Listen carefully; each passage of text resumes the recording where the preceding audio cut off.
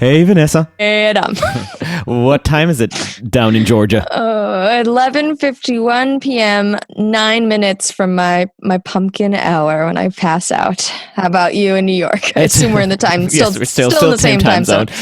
Well, let's be honest. It's not 5 minutes to, it's 50 minutes past your bedtime. Yeah, basically, yeah. I'm sure our listeners are riveted to know, but we had quite a rough weekend. We were planning to release an episode that was really dear to my heart with one of my favorite historians, who also was my teacher. Mm-hmm. A great conversation that I thought would be a wonderful way to start 2021, but the audio revealed itself to be unusable, utterly unusable. So we will hopefully be recording another conversation with this dear man. But for today, we're going to change our schedule and release an interview with Professor Zohar Goshen, which we slated to release later this month. Zohar is a law professor at Columbia University and a dominant figure in financial and corporate regulation. Back in Israel, he was chairman of the SEC, the Securities and Exchange Commission, right during the financial crisis of 2008. So it was basically on the front line fighting to regulate the stock market just as the stock market was collapsing. We talked a little bit about that, but that was not our main topic of conversation. Our main focus is a paper that he's currently releasing, co-authored with Professor Doron Levit, and we thought that it deserves the full deep dive. And it was a really interesting paper, and it's a really unique perspective. Absolutely. He is proposing, I would say, a provocative argument, trying to explain one of the greatest underlying problems of American society right now, which is the asymptotal rise in income inequality. And while he acknowledges all the explanations that we commonly hear, like automation, globalization, what he does is offer a new cold analytical interpretation that relies on his understanding of corporate law and American economic history. And now if you turn on your talk radio or go to Twitter, you'll hear a lot of really angry voices telling you who's to blame for our financial woes at the moment. But in Zohar's explanation, you're going to find no villains, at least not overt ones.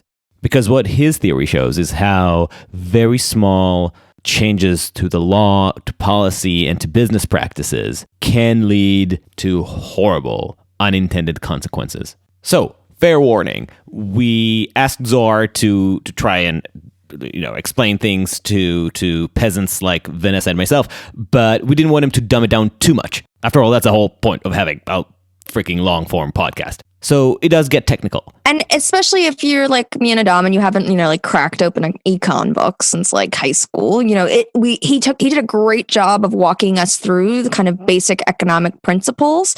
But if you already know all the basic economic principles, you could probably like skip ahead a little bit. But for those who need a refresher like us, like definitely, it's still really interesting and it'll still teach you a lot. So still stick into the beginning if you're like us. And I think the payoff is great. And Zohar is just a generally interesting person. And also happens to be someone that you've known for quite some time. Yeah, I was a regular guest at the Goshen's Friday night dinners. Those were simpler times. And he's actually our first and only relative of a previous guest on Uncertain Things. Yeah, will leave it to our keen and avid listeners to figure out who. Yeah, exactly.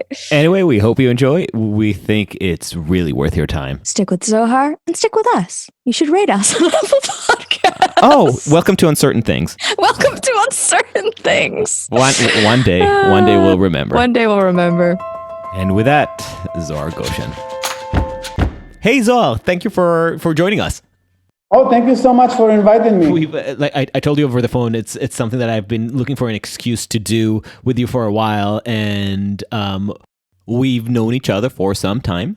Since you were a little kid. Since I was a little cranky kid. Cranky, it's your words. You provided me my first experience of a Saturday night family dinner, which was lovely because it's not something that we used to do in our household, and it's great. But for our listeners who don't know you as well as I do, Can you give us a brief elevator bio? So thank you so much for the invitation. It's a great pleasure and honor, and I thank you for the invitation. I'm a professor of law at Columbia Law School. I teach corporate law, corporate governance, securities regulation, corporate finance. And in addition to that, I did some other activities which are not academic activities. I was the chairman of Israel Securities and Exchange Commission, which is known here as the SEC, during the financial crisis between 2008 and 2011. Some other activities, but most of my life is about research and about writing and about teaching, which is the stuff that I love the most. Can you give us a quick exposition of what it is that you see your field as? So most of the economy in the Western world is done through corporations, and corporations will have owners that they get the name shareholders, but basically you can think about them as the owners of the corporation. And they would have management that will run the corporation one way or another.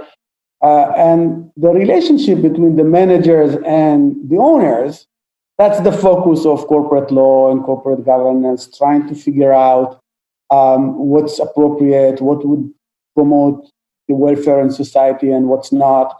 So that's the main focus. And that focus is taking place one step within the internal relationship within the corporations between management and owners. And another aspect of it is sometimes, most for all the big corporations, those shares will be traded on the stock market. And the stock market would require some sort of regulation to make sure that the people who are buying shares on the stock market are being protected. So these are like, you can think about it like two sets of regulation. One is called corporate law that is focused on the internal relationship between shareholders and managers.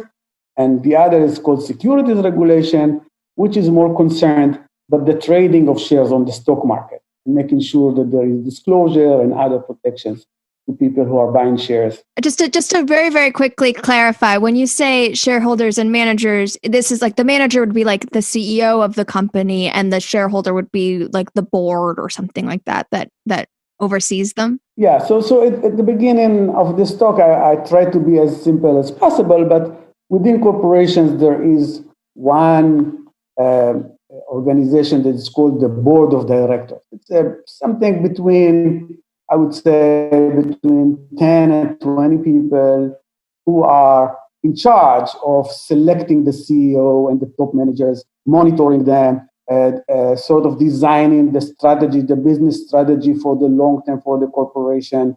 So from my perspective at this point, the board and the managers, it's the same group. But technically, they are different. There is management, which is doing the day-to-day management of the corporation. When they wake up in the morning, they would go to the offices of the company and run the company. And there is the board, which normally would meet, I would say, once every 2 months. Sometimes we'll have, once every month. But it's not the day-to-day management of the corporation. Their role is to monitor the management and to design the strategic decision, to be involved in the strategic decision of the corporation. In terms of your personal passion, in the most layman term, what are the kind of questions that fascinate you as a researcher, as a thinker in this realm? So the big questions that I'm focused on during the last 10 years is corporate governance. And when I say corporate governance, it's a big word that seems very complex, but let's make it in a very simple way, okay? So let's say that Vanessa is the shareholder and Adam is the manager, and Vanessa can fire Adam at will if she decides so. That's one option. Then think about the other. She'll be stuck without an editor then. And then think about the other extreme in which Vanessa can never fire you. And now everything in between. She can fire you once a year. She can fire you once every 2 years. She can fire you once every 5 years. She can fire you every 10 years, or she can never fire you. So you have like spectrum of allocation of powers between the manager and the shareholder. That's corporate governance. Corporate governance is about how much power you give to the manager. Obviously, if you cannot fire the manager, he gets a lot of power. And how much you give to the shareholder. When the shareholder can fire you at will, so they have a lot of power.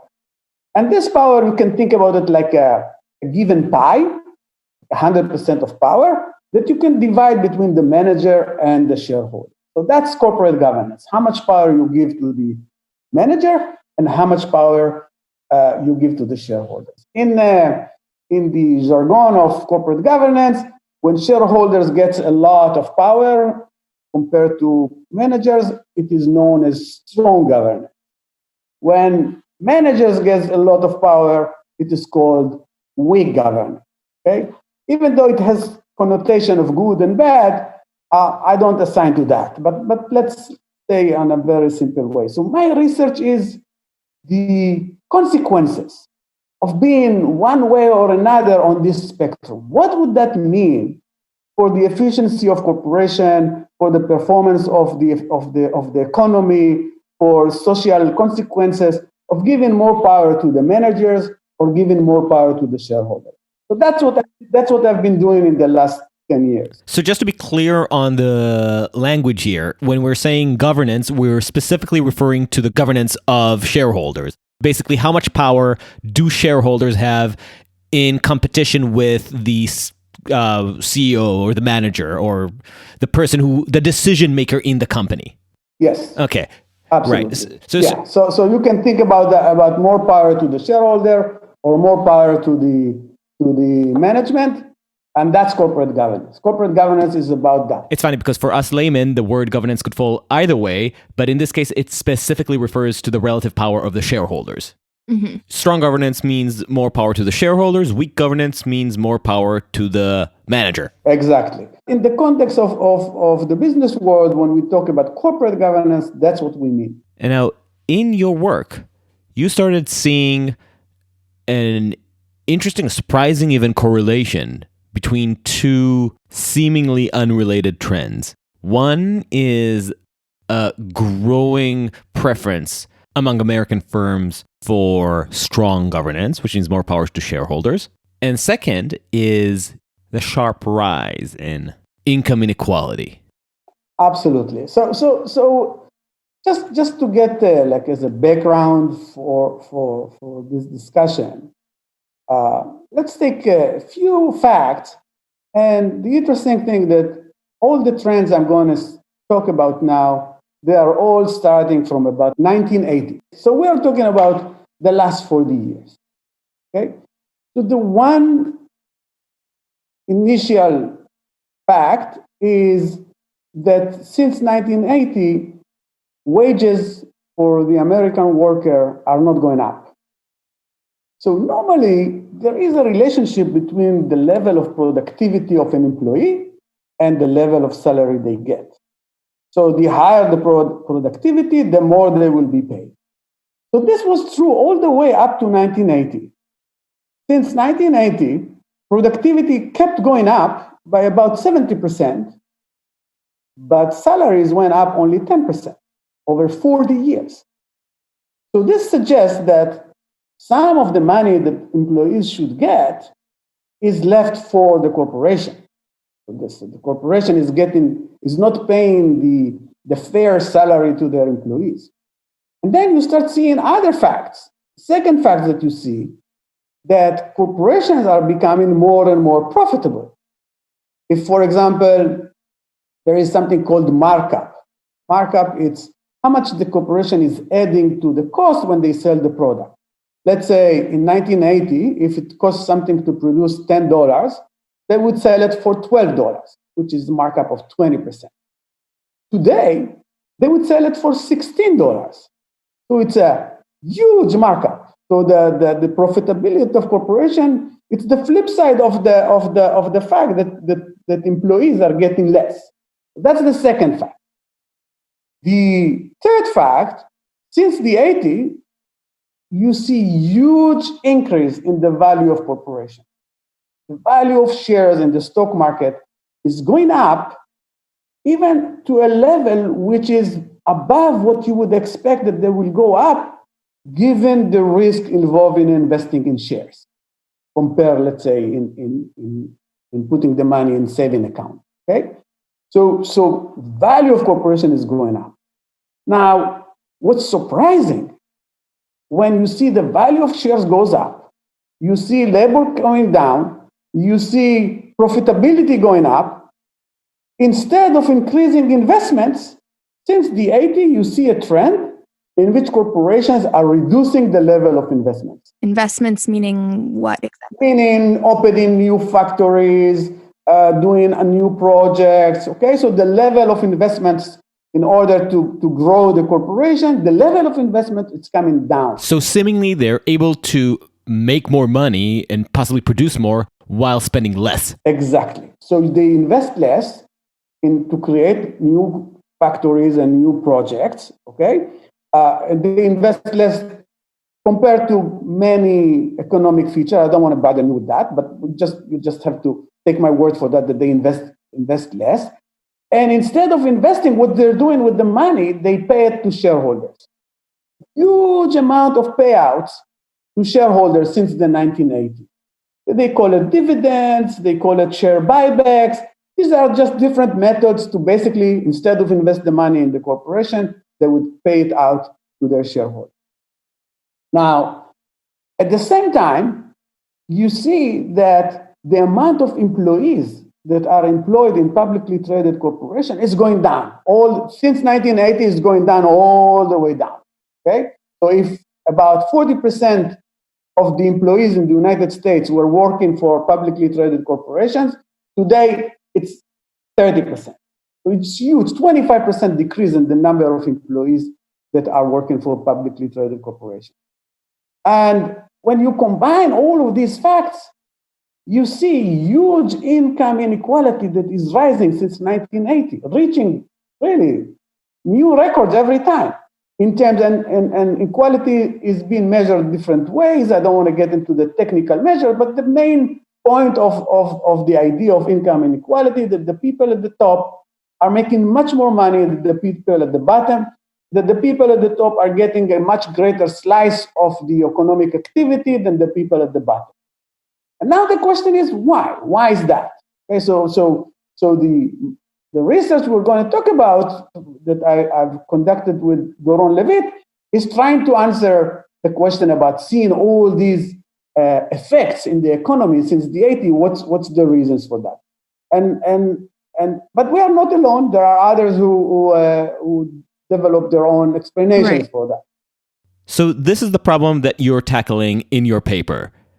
And your argument, which we're going to get into in a second, is, spoiler alert, that these trends of corporations moving away from investment and the consequent suppression of salaries are directly correlated with the strengthening of shareholders and corporate governance. Okay, but we're going to get into that in a second. But before, I want to know what are some of the explanations that other economists and thinkers have proffered to answer why is this happening? What are the currently popular ideas as to why are investments going down and income inequality rising? So there are several of them. The important thing to understand is we are not arguing that these arguments are wrong. That's not our claim. All we are doing is just helping to figure out all the reasons and trying to figure what the reasons that have more effect or more influence. And because if you want to devise eventually some solution, you better understand all the reasons and which one is having greater effect than others to target your solution. So one explanation is the fact that we have seen through the last 40 years a movement of deunionization. When you break up the unions, you basically reduce the bargaining power of employees. And when you reduce the bargaining power of employees, corporations can exploit the employees and not pay them the fair value of their work. That was one explanation. It has a fairly strong explanatory power, But it covers, I would say, out of the facts that we mentioned, it covers just few of them. It doesn't cover all the facts. It cannot explain all the facts that we just mentioned. Another is globalization. The fact that now corporations can outsource their production to other countries, to China, to Mexico, to other places in the world, basically reduce the demand for employees within the United States and therefore reduce their bargaining power. Again, it's a different version of the bargaining power. Another explanation is immigration, that the immigration to the United States basically harm the employees within the United States, especially at the lower level of the employees who are less educated. But even though politically it's very charged, the explanatory power of this argument is very little. It has some, but it's not a meaningful influence on what we see. The greatest one, the one that can cover by now about 30% of the facts that we just mentioned, is technology. Technology has a huge effect on what we see. One effect is that technology displaces some of the employees. Another effect that it sort of created a wedge between the employees who are highly educated and can contribute to the development of the technology, and they can also be paid with options and can be paid with some other methods of payments that tie closely their performance to salaries, and the other employees which basically stay down. Okay, so you have two effects. One effect is that you push out some of the employees because technology replaced them. And the other effect is technology is creating these two classes of employees. The high-end employees, which their salaries goes up, and the low-end employees, which their salaries are stagnant. Right, the Uber engineer versus the Uber driver. Exactly. And they also interplay with each other, right? Because automation disproportionately affects people at lower skilled jobs. Yes, absolutely. There are two more, just to complete the picture. One is taxes. Okay, so taxes also have two effects. One effect is that taxes used to be very progressive in the sense that you would tax the rich people more than you would tax the poor people. And over the years, this has changed and become more regressive, meaning that the taxation of the rich is not as high as it used to be compared to what was in the past. That's one effect. But another effect is that when you tax corporations, there is a corporate tax that the corporation itself is paying, not just the employees for their salary. When you increase that tax, you create incentives for corporations to move their factories to other countries where the corporate tax is lower. So you see many corporations are in Ireland because it's 10% tax, or you see them going to other countries. So that also creates an effect on the U.S. employment. So taxes have this double effect. And it's proof to the lack of sophistication of our political conversation here in the United States that people seem incapable of disentangling those two types of taxation and their disparate adverse effects. This is why, for instance, from the left, you'll hear people speaking strongly against regressive taxes, but also demanding higher corporate taxes, while people on the right will demand lower taxes, period, whether individual or corporate. And it's as if we lack the vocabulary to ask for something a little more complicated, like lower corporate tax to encourage business and entrepreneurship, but a more progressive individual tax, which I think is the Swedish model. Which I believe is the right solution. Okay, so the right solution is neither the left nor the right, because the right solution is to decrease corporate tax but increase individual tax, and to do that in a very progressive way. Okay, so that's something that as you mentioned, I completely agree that being forced because of your political view to hold the view that both should be high or both should be low is not necessary. The last explanation is the flip side of the deunionization, which is basically the argument that corporations received huge market power vis-a-vis the employees, and therefore they can exploit them. And they got this market power because concentration in the US increased, because there was very lax antitrust policy that allowed a lot of mergers to one corporation to buy another corporation. And as this corporation became bigger and bigger, they gained more power relative to the employees, and therefore they could exploit the employees in the salaries that they are paying them. So the monopoly argument. It's when in economics, when you say monopoly, you speak about the price of product. When you want to talk about the employees, you would speak about monopsony. Okay, you can either exert market power on the customers by raising the prices of the product, or you can raise market power against your employees by decreasing their salary.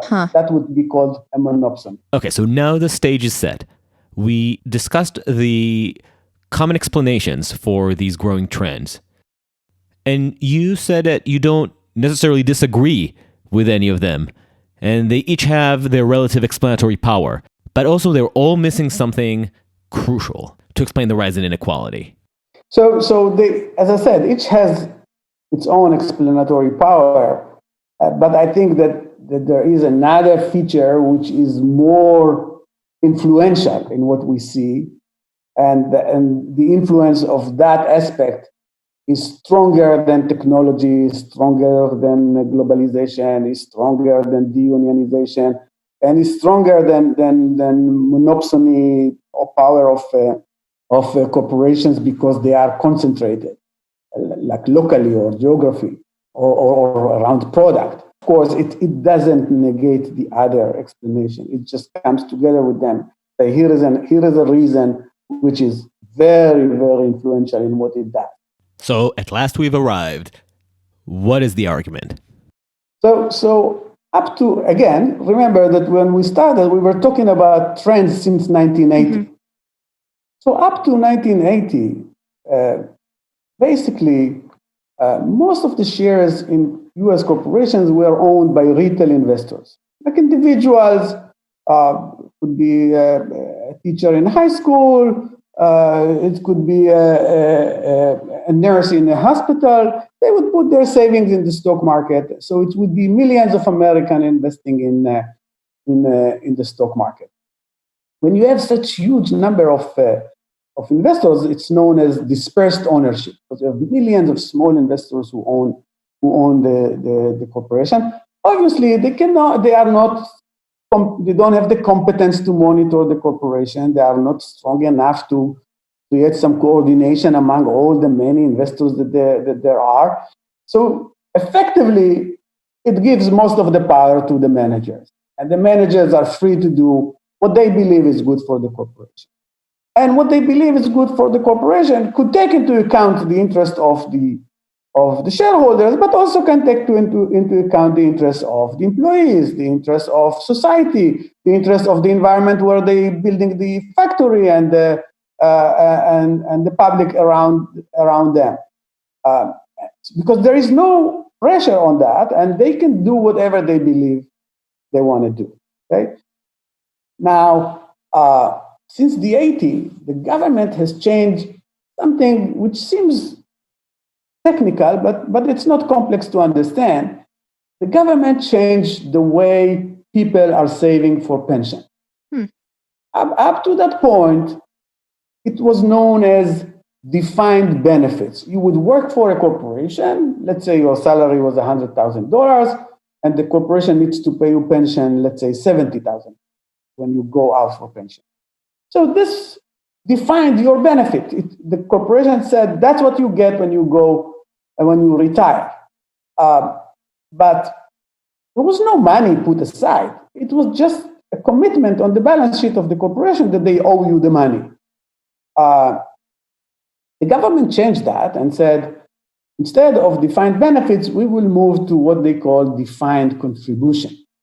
meaning the corporation, let's say, will take aside 10% of your salary and put aside saving for your retirement.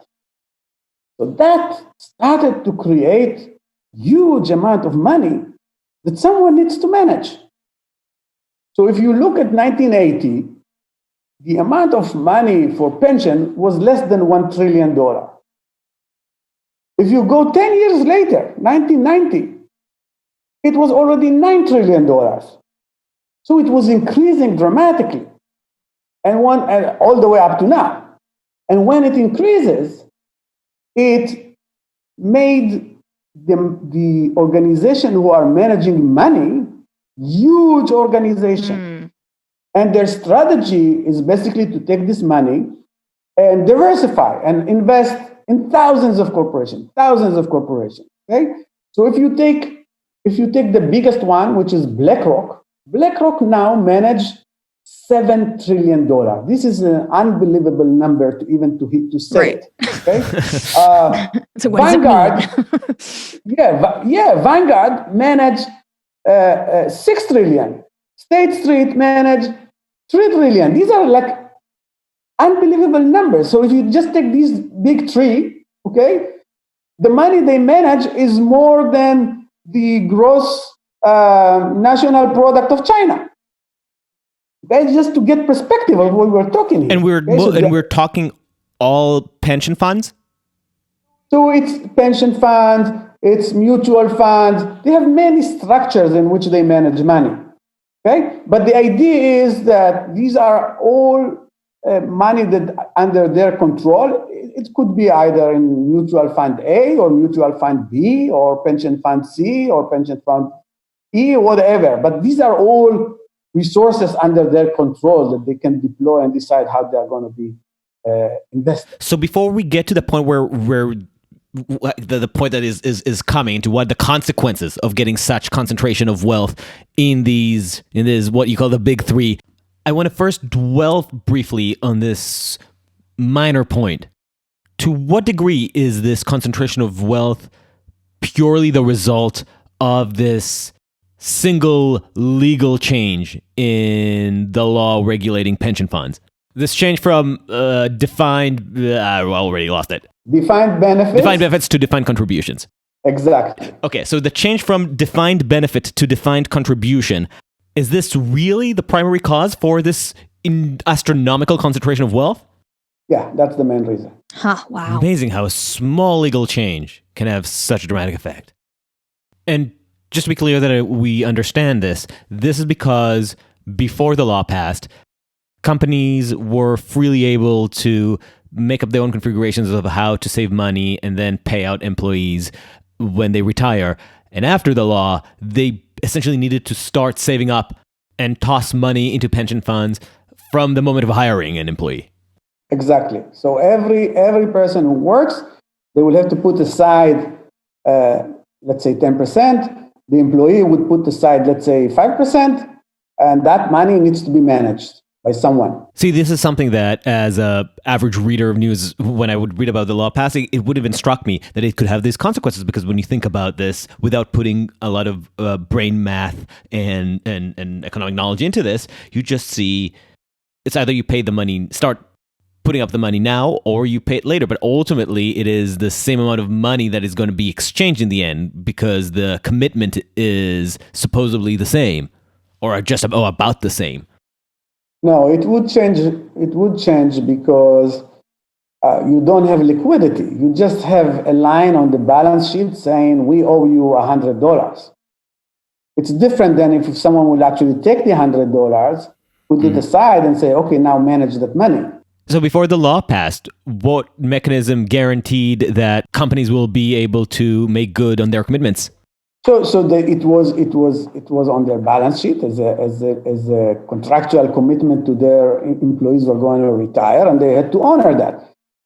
What it means that some of the corporations would put aside money under their own control, and they would have to bear the risk of fluctuations in the market because they defined the benefits, they didn't define the money. Right. And if some corporation is bankrupt, then the people who retire will not get their pension. I see.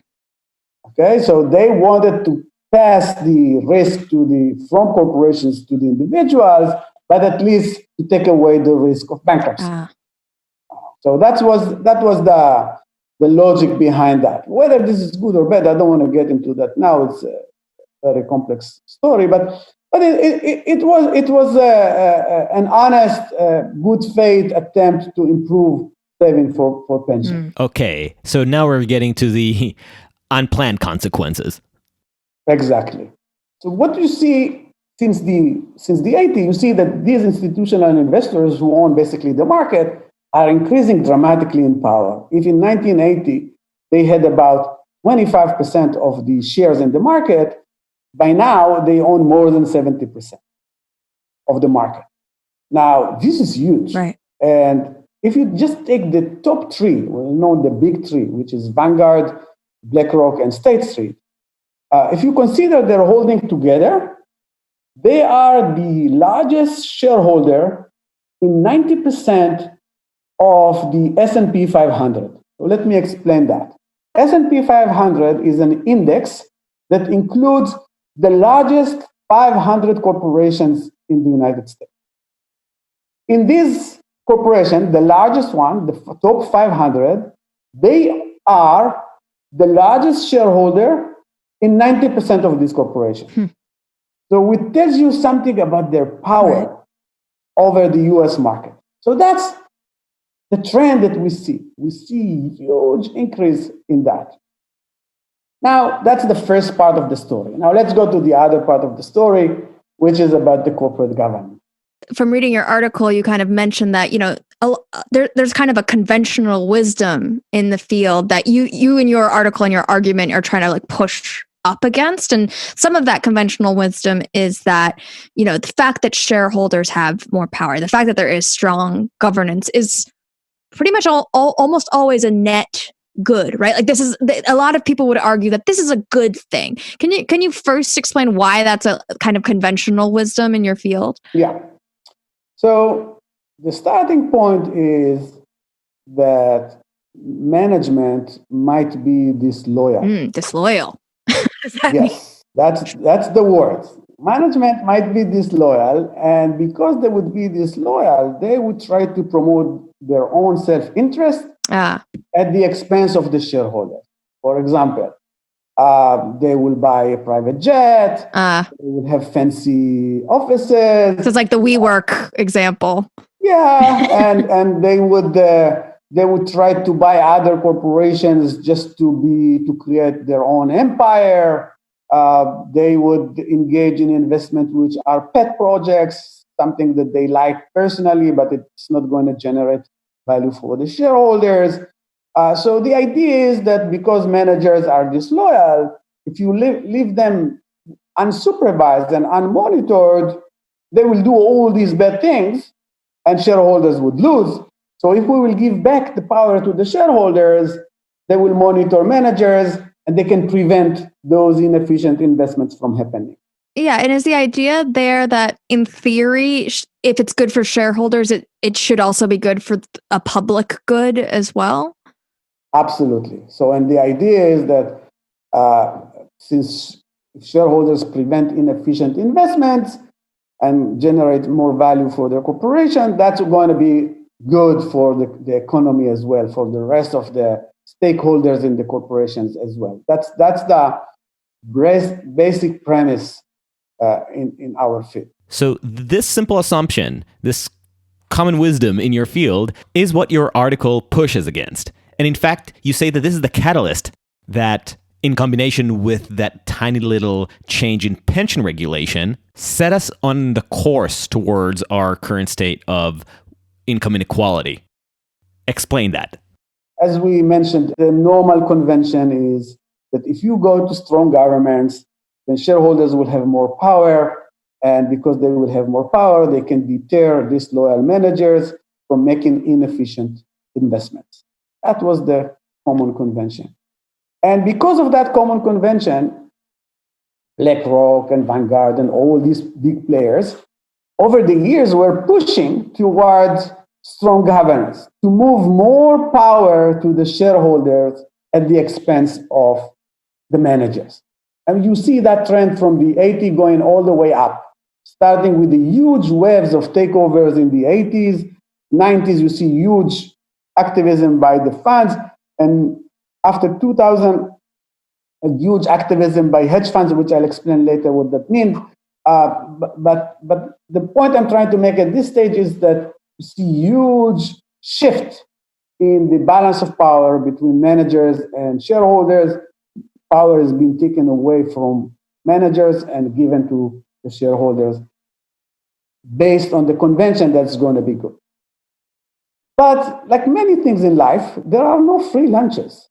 There is no way you can shift the power from managers to shareholders, and that would not have consequences. It will have only good things happening from it.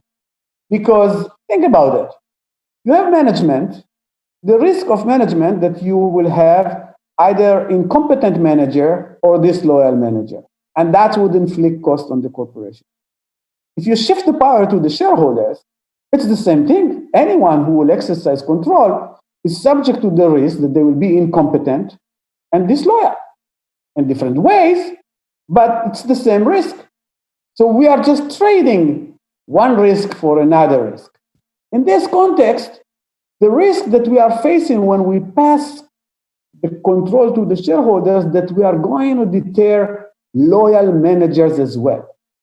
Not just disloyal manager, but the loyal manager is now afraid that they would be engaging in investment, let's say long-term investment or visionary investment, and the shareholders will perceive that to be a pet project or inefficient project, and they will fire them. So the deterrence effect is operating not just on the disloyal managers, it's also deterring the loyal managers. They are also afraid to lose their job. And I'll just give two examples which are very famous. One is Apple firing Steve Jobs. They could not understand his vision at the beginning. They thought the school is right. Thus, they fired Steve Jobs. We know later on they rehired him and corrected for that mistake. But not in every case someone is being rehired. You're just losing their job and that's it. So you might be visionary and still lose your job. Another more recent example is the summer of 2018, Tesla was in huge difficulties.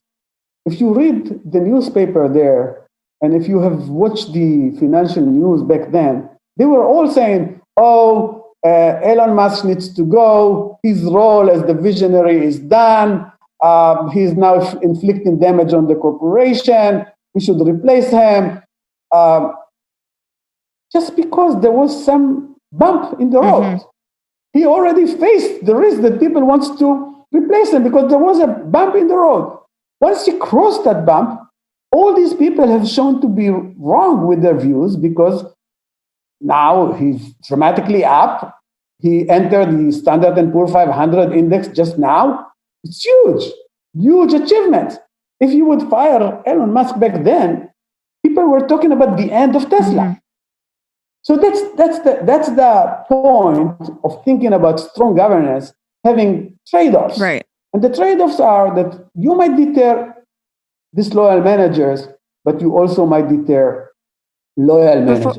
Before you get into the effect of the deterrence, can I just ask a question about shareholders and why did they seem to be so short-termist?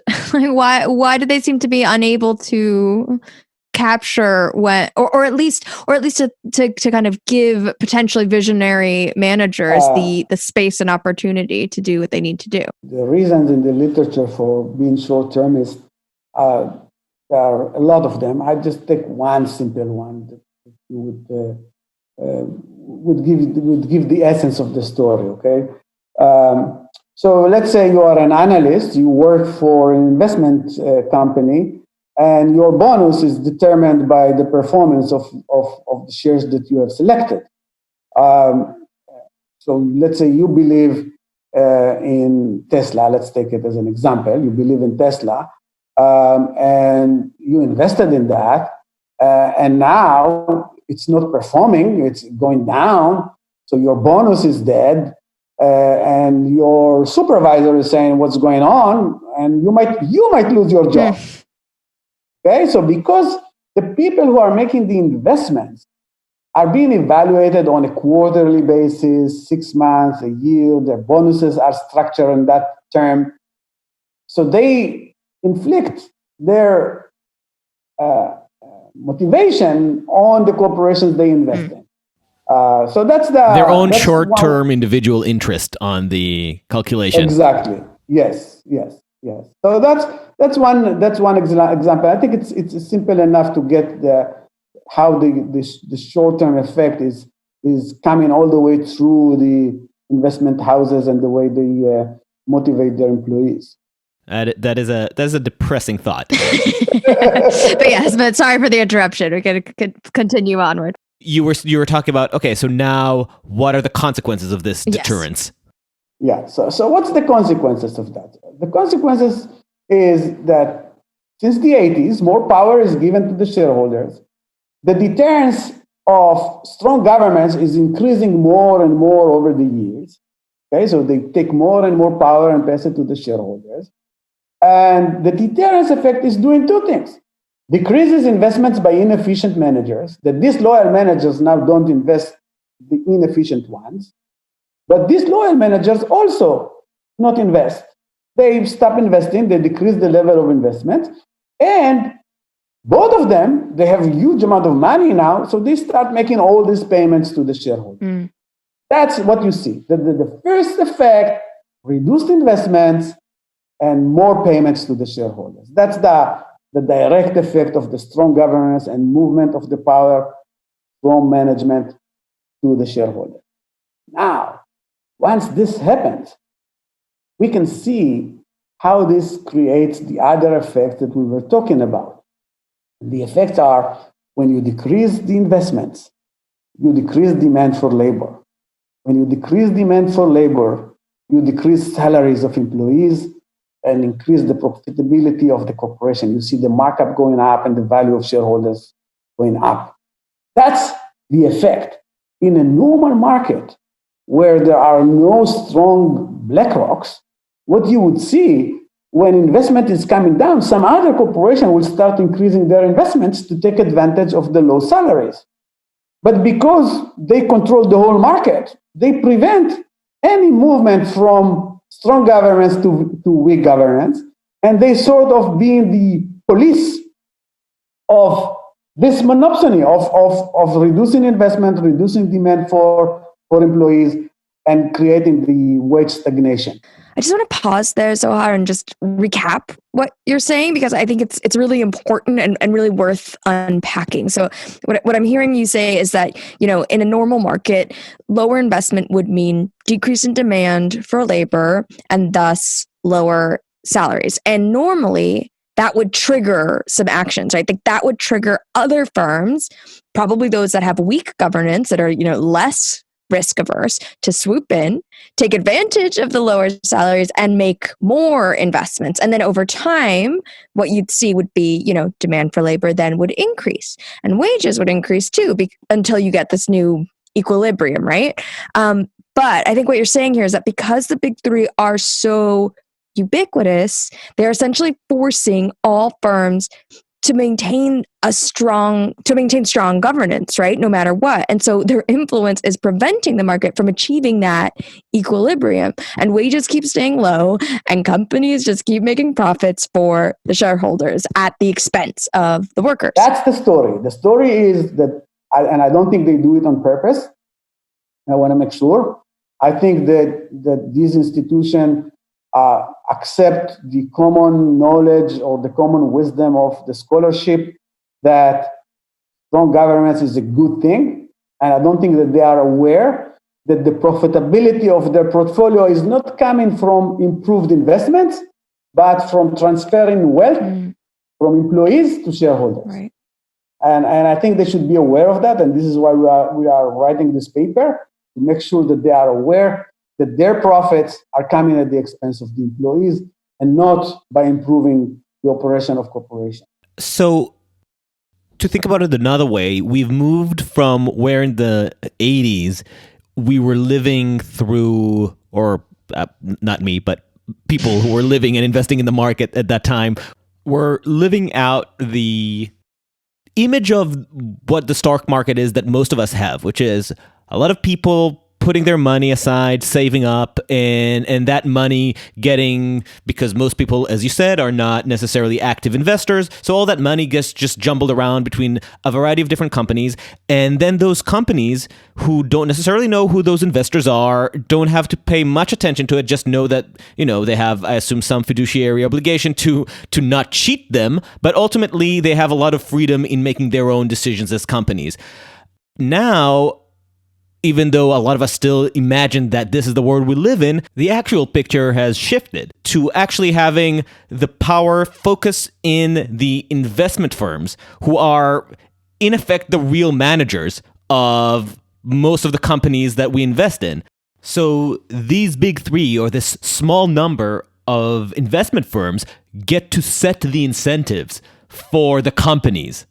And so we get to the situation where most publicly traded companies, a market full of companies, suddenly becomes risk averse. Less keen on taking chances on a wild entrepreneur, less keen on investing money into their own company or in their employees, because everyone needs to align their business model to the narrow interests of this tiny number of investment firms. I feel dirty just recounting all of this. So what is the actual damage here? Can you quantify how much investment are we losing as a result of this? When we say that there is less investment, the question is compared to what? Okay, so normally you would compare the investment level to the GDP in the economy, like the general domestic product in the economy. How much of what we produce, how much we take and we invest for next year. Sometimes you would take measures like compared to how much money the corporation is profited and how much free cash flow they have, how much of that they would invest for next year, the years to come. Okay, so when we say less investment, is compared to what we should expect to see.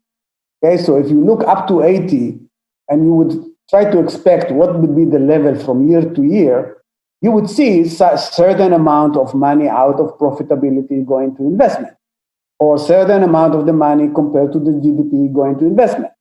Since the 80, you see money going to investment, you see new products, but you see that money is shrinking over time compared to the money the corporations can afford to invest or compared to the GDP in the economy.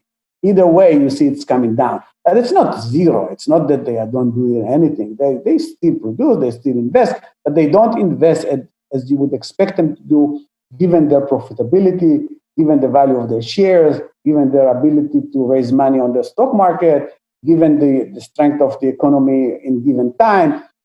This is the story. The story is lower than expected investment. So I don't want to portray a picture in which they don't invest at all. That's not the story. The story is that they invest, but they don't invest as you would expect them to do, like the normal rate they would engage in investments up to 1980. And the reality is that small changes in investment patterns can lead to really economic-wide significant changes and consequences, because you invest several percentage less, and suddenly you have real wages stagnating for over a decade. Exactly. Just to give you proportion, between 2000 and 2020, the deficit in investments is about 10%. Okay, so that we will be on the same page. We are not talking about no investment. We just say the deficit of 10% and the size of the economy will have severe consequences for employees and inequality. We started by describing how that deficit of investment looks in terms of the stagnating wages, but what are some of the other consequences that you're noticing in terms of the effects of income inequality? Obviously, if you think about it, people who are making their income from investments because they are rich, so they can invest in the stock market, the fact that the stock market is going up is going to affect them more. So if you think about saving for pension, so your 401k, the saving for pension that people have in the United States, so if you have a salary of $70,000, your saving in pension fund is going to be much smaller than someone who is putting aside based on a salary of $300,000. So the effect of the fact that the market is going up is going to be much more beneficial to people who have more money that can enjoy the increase in the stock market than the people who mostly rely on income from work. So the work is depressed, stock market is going up, so people who rely on income from work will be worse off compared to people who rely not just on work, but also on income from capital gains and dividends and other value that corporations are giving them as shareholders. That's very strong effects. This effect was at the center of the book of Piketty, right? Who was discussing the difference between people who are making money from salaries and people who are making money from capital gains and investing in the stock market, and that's an effect that you in our study you see that it's coming directly from the fact that shareholders are pushing to strong governance and forcing managers to focus on shareholders only and forcing them to do that in a way that decreases investments. And some of the consequences of what you're describing are playing out in the way that we ethically see ourselves as a society. Like you mentioned, this is what Piketty writes about in, I think it's Capital in the 21st Century, and this is what scholars like Michael Sandel write about. It's the virtualization of our economy, where it becomes less tethered to work and production and more to the financial market and the bouncing around of wealth. And people are seeing this.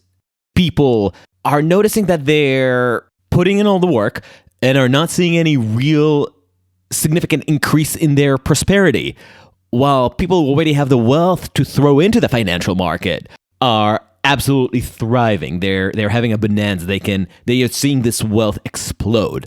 And going beyond the immediate invidious effects that this has and the potential for social unrest, this is just fundamental change in how we understand what we are as a society. I mean, not to bring morality into this, God forbid, but this, psychologically, sociologically, this is profound. I completely agree with you, Adam. I think a lot of the political instability that we've seen through the last decade are a consequence of this inequality reaching levels that people feel that they are living in a society which is not fair.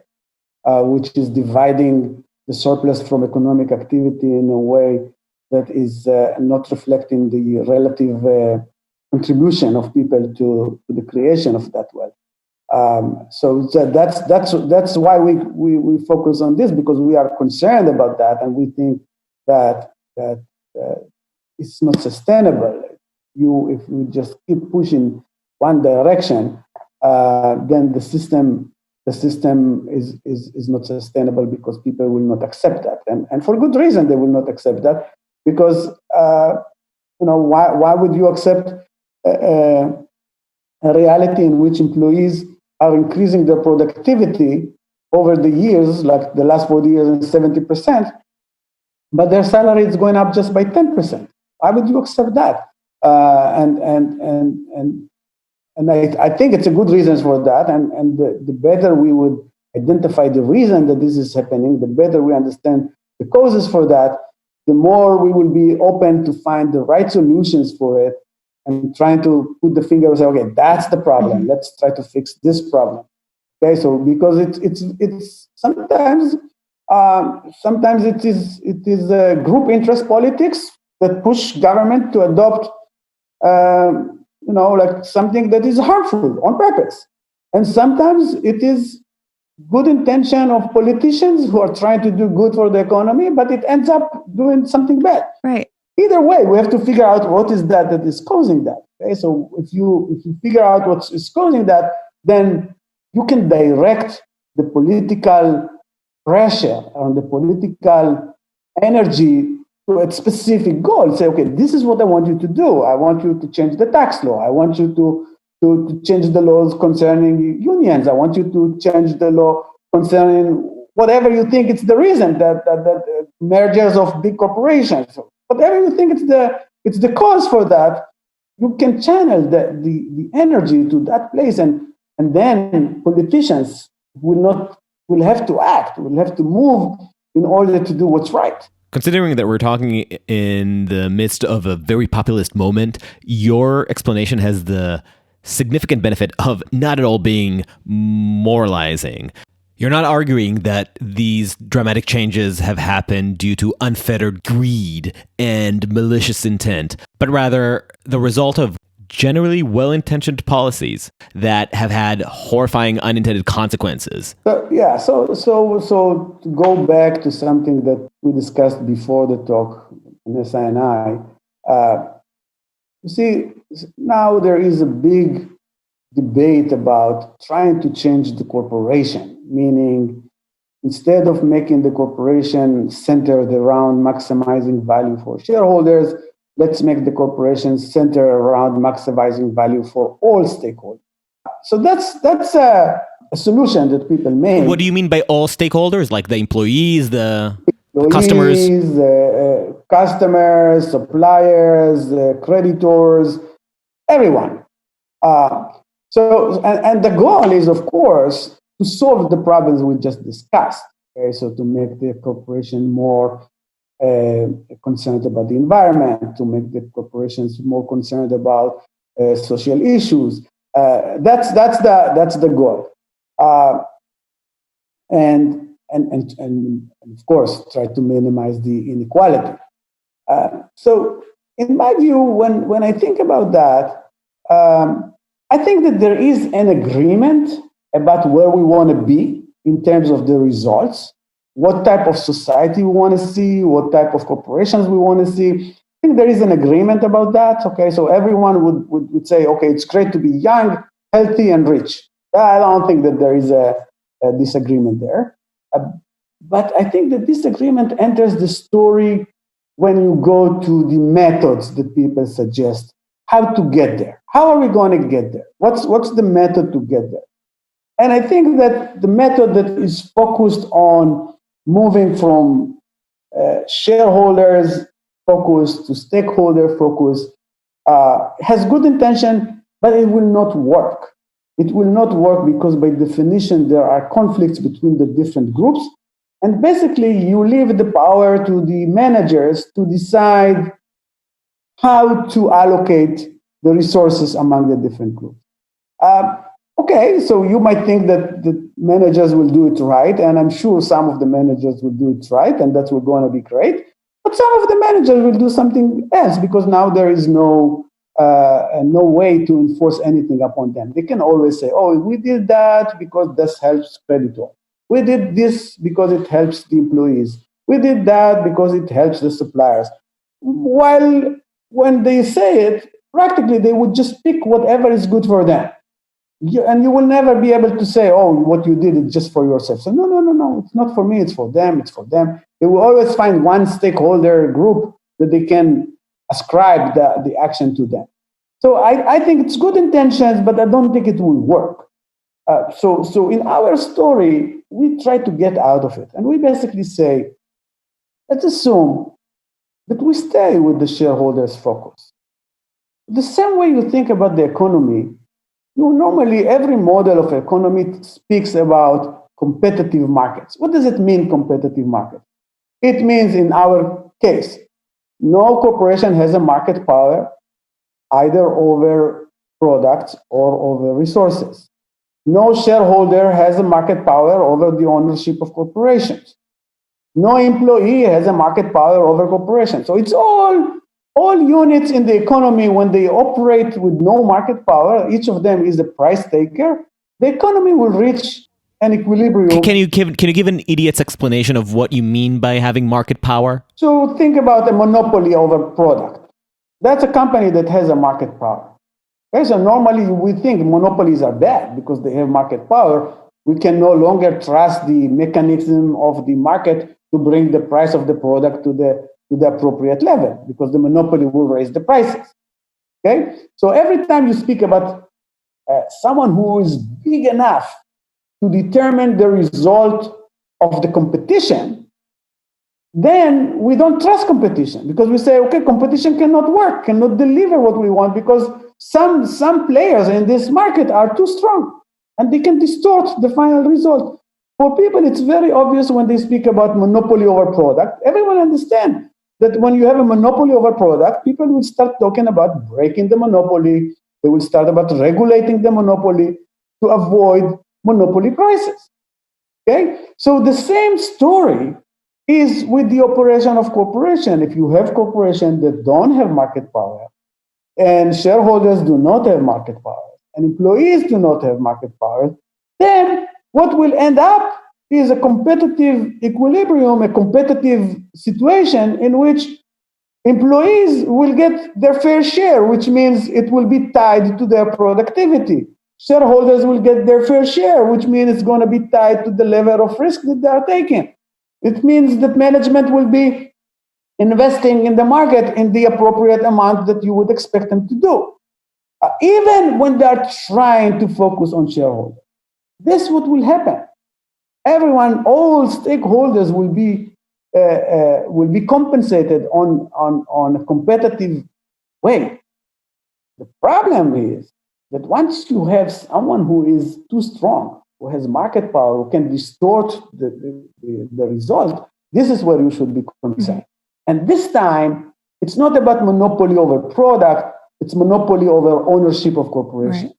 When you have someone managing $7 trillion and they own the market, they have such a market power that they can distort the result of economic activity. And they can distort it in a way that will harm the employees, whether they intend for that to happen or not. That's what's happening. Right. Big players got monopoly power over ownership of shares, and now they distort the free operation of the market. Yeah. That's the difference. We don't think that you need to change the focus of whether it's shareholders or not, but you need to go back to economic activity that is more competitive. So what are your thoughts in terms of solutions, ways of re-encouraging investments? Well, it sounds dramatic, but when you think about it, it's the same of the solution that has been imposed when we have experienced too strong monopolies over products. When we have experienced too strong monopolies over product in 1920s, there was a trend to break up those monopolies. Okay, so Teddy Roosevelt, when he was in charge, he basically broke up many of the monopolies that were monopolizing prices over products in order to restore competition in the product market.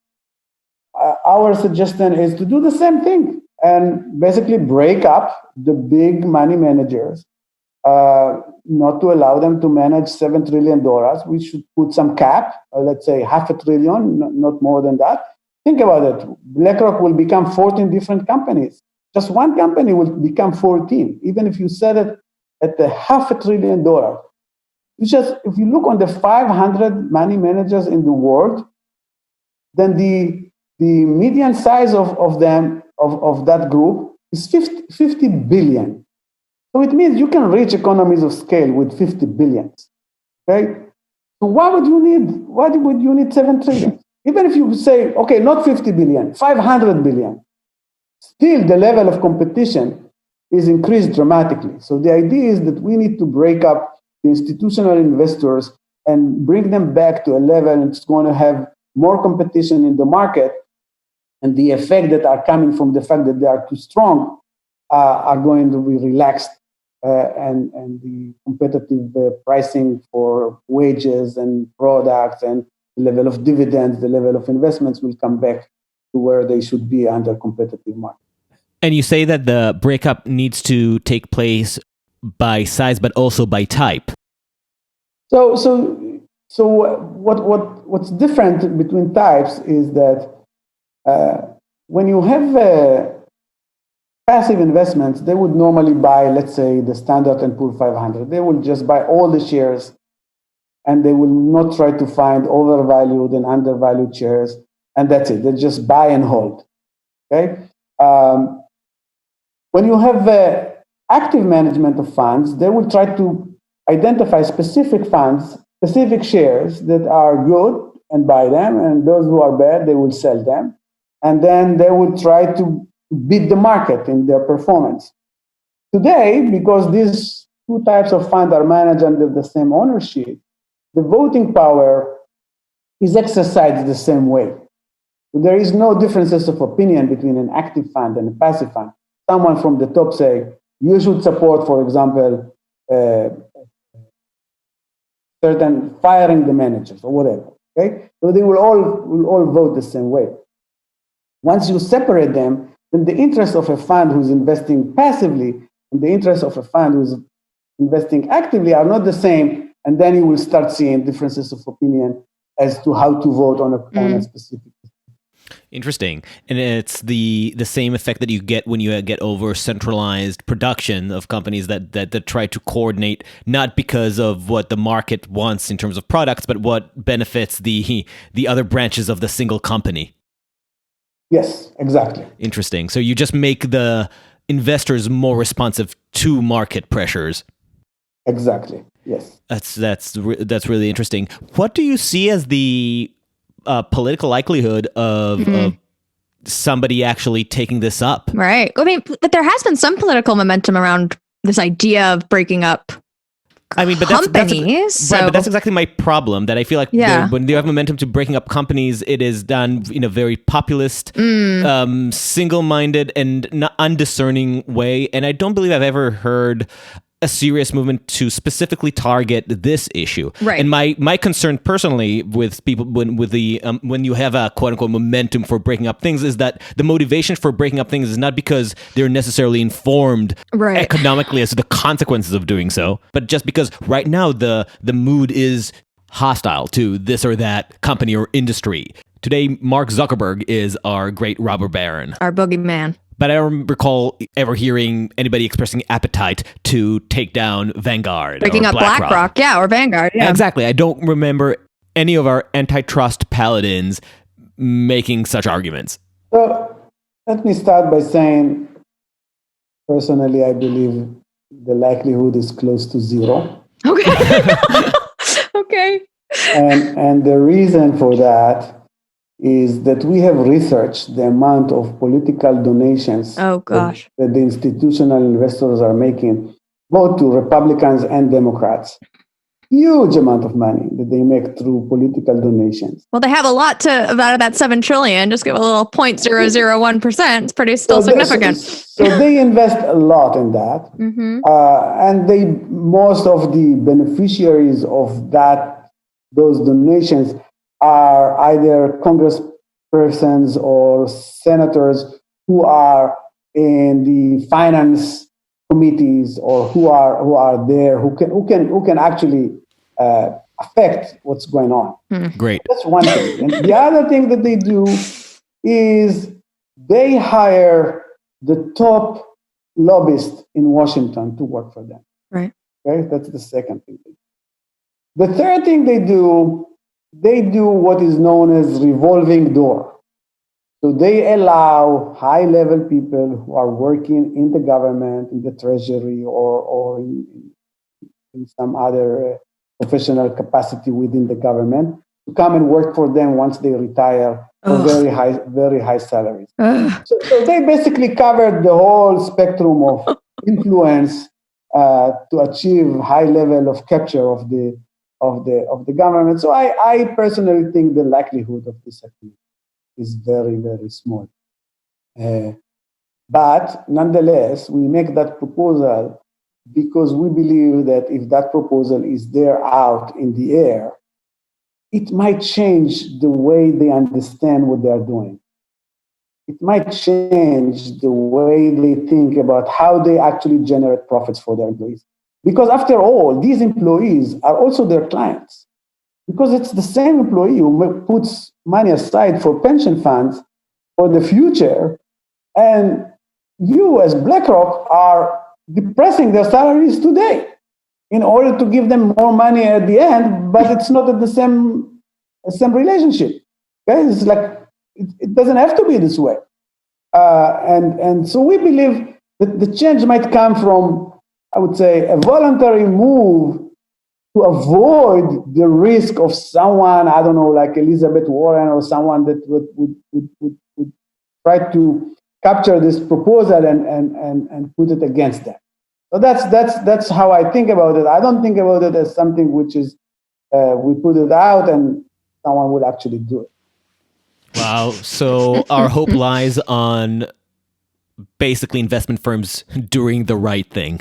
Exactly. Speaking to their better angels. So this is depressing. I would second that. I'm going to go back to more cheerful topics, the financial crisis.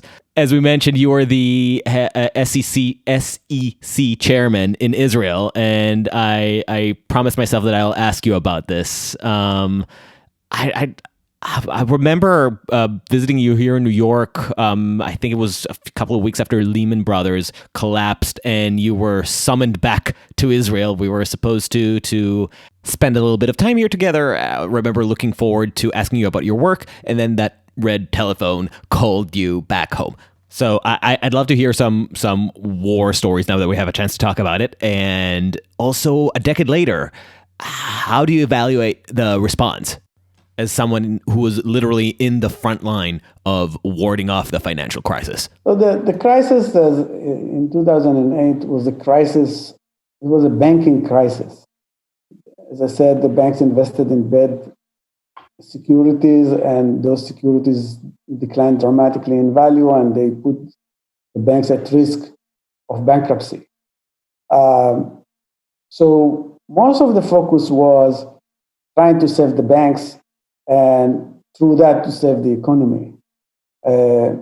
So what was very important back then is that there was a lot of fear.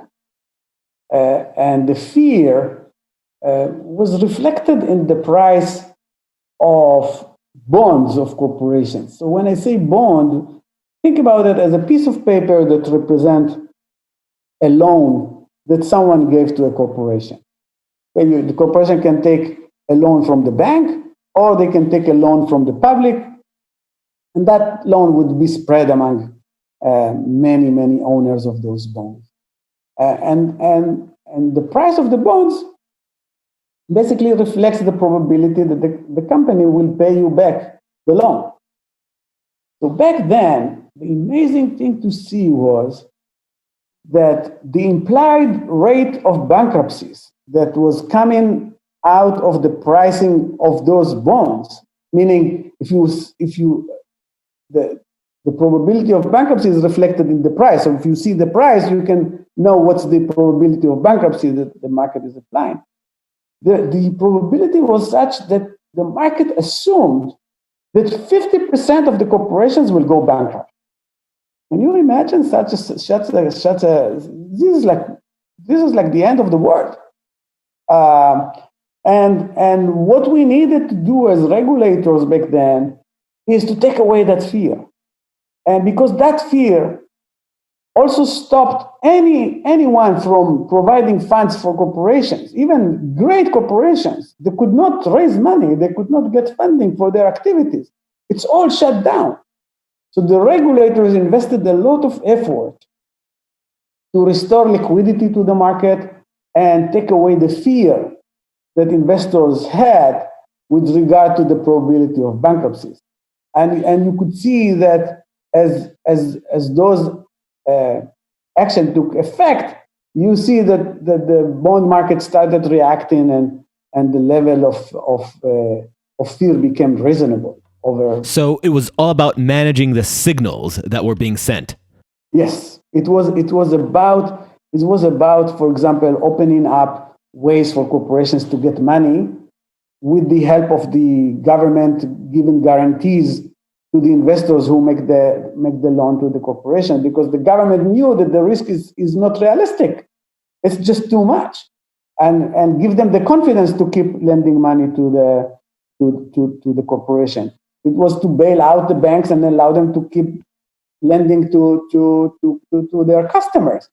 And once the government took away that uncertainty and that fear, then the market started coming back to operation, which is completely different than now, because now it's a real effect on the economy. So just to make sure that if I understand correctly, at that time it was because of mathematical wizardry and financial shenanigans, the market blew up and the signals went all awry, and the indications that were coming in from this virtual reality of the financial market indicated as if the entire global economy, or at least American economy, was essentially on the verge of collapse. And the challenge was, how do you send new signals to counteract that and say, like, things are fine. This was just some banking bullshitry. Ignore it. Induced hysteria or something. Exactly. Relax, and things will regain their momentum, and the economy will stabilize. Whereas today, the economy is literally being shut down. Exactly. Yeah. And the risk is real. It's not just a matter of virtual signal management. We actually have the possibility of an unthinkable number of firms collapsing. Exactly. The sense of uncertainty cannot be allayed. Cool. Yes. So we're at a worse place, is what you're saying. Well, why? Because it sounds to me that things are as bad as they seem, not just seeming bad. Yeah, but I am an inveterate optimist, helplessly optimistic person, and my experience have told me that nothing is as bad as you think, and nothing is as good as you think.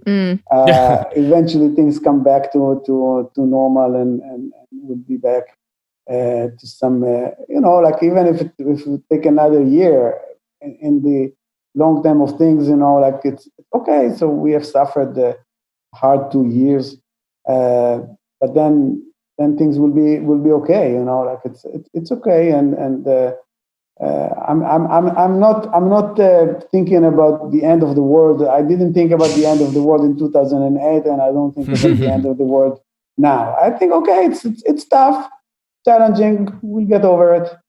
I am a fan of eschatology, so I always think about the end of the world. I'm wondering about just one more question about 2008, and then I have one last one, unless Vanessa has another kicker. But I'm just wondering, in 2008, intellectually or historically, what was the biggest mistake that you diagnosed in terms of how regulators have responded, how your friends or your colleagues in the regulatory sector handled the financial crisis? I think that regulators did not anticipate the level of creativity that people will engage in creating those complex securities that became then known as toxic securities. And therefore, they allowed, it's called leverage. Leverage means if you have $10, how much we will allow you to invest based on the $10. Are we going to invest $20? Then it means that the leverage is 2. Or are we going to get you to have $100? Then it means the leverage is 10. And during the crisis, it was 30. So with very little money, regulators allowed corporations that were not strictly regulated and were not completely transparent to engage in leverage at a high risk, like 30 times their funds. And when it like blew up, it was too late. And the handling of the recovery, things like the Dodd-Frank Act, do you think that took us in the right direction? Because as somebody who has no genuinely informed opinion about these topics, except for reading what other people think, I remember reading the Paul Krugmanites saying that Dodd-Frank didn't go far enough, I think. And on the other hand, the Niall Fergusons saying that not only did it fail to fix the actual problems in the banking sector, it actually created regulatory barriers that are going to hurt the financial system in the future. And I just can't parse out who to trust and what to think.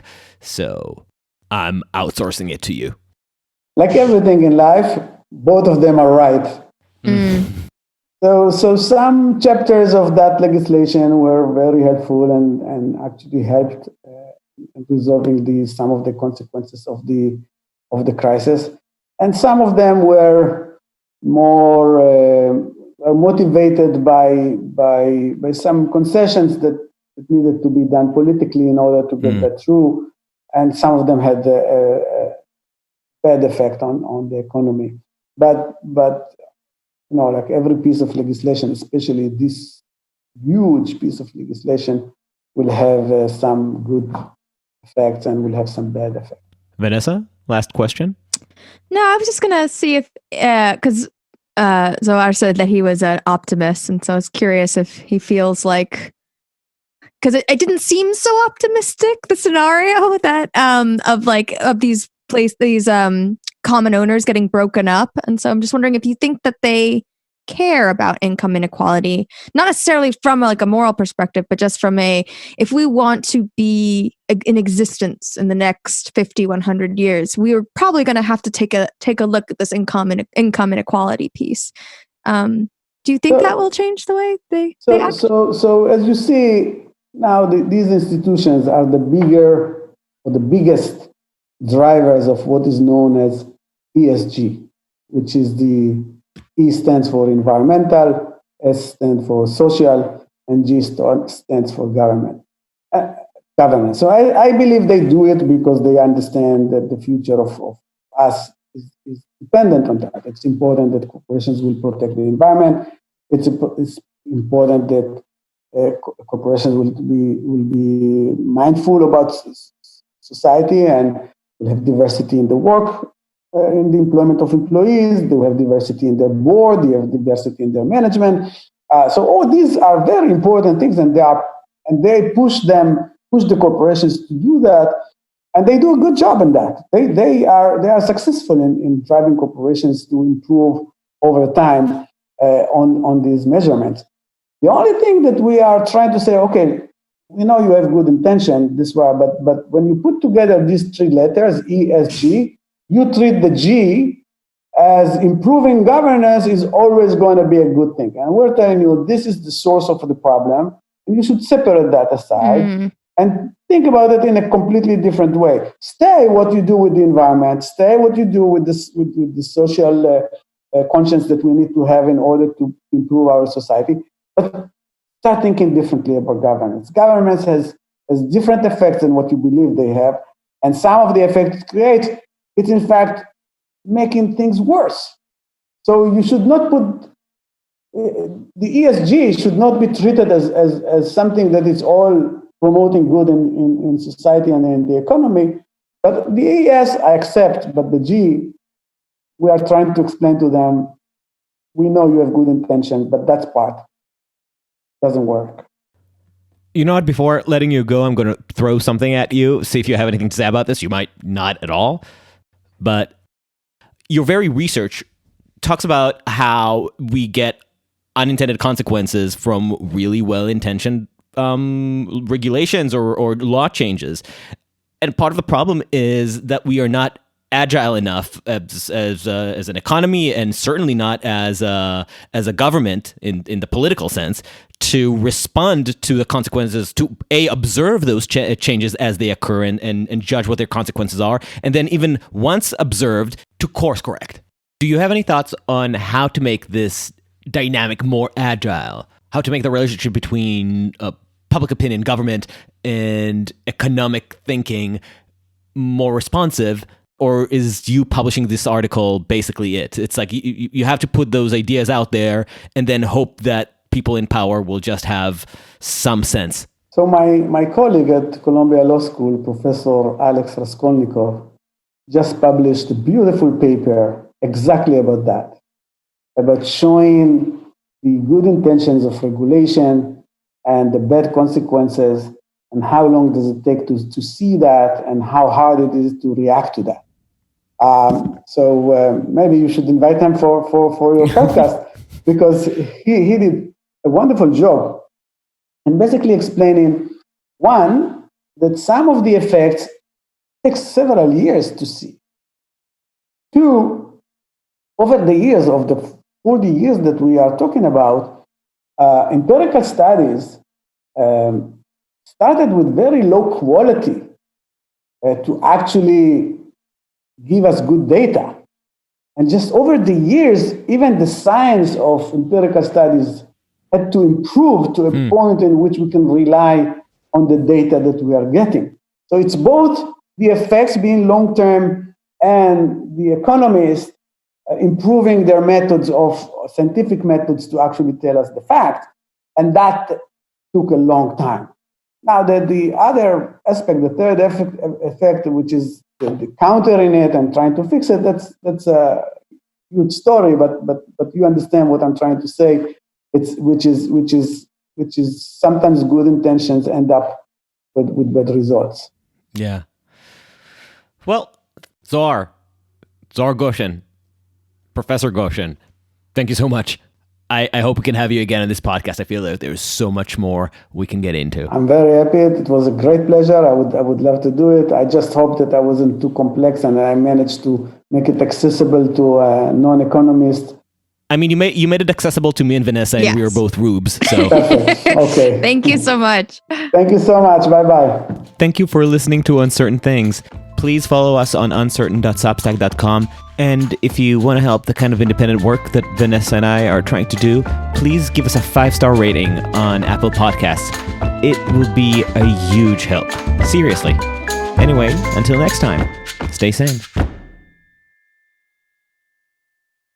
God, my voice is done. I need to go to sleep.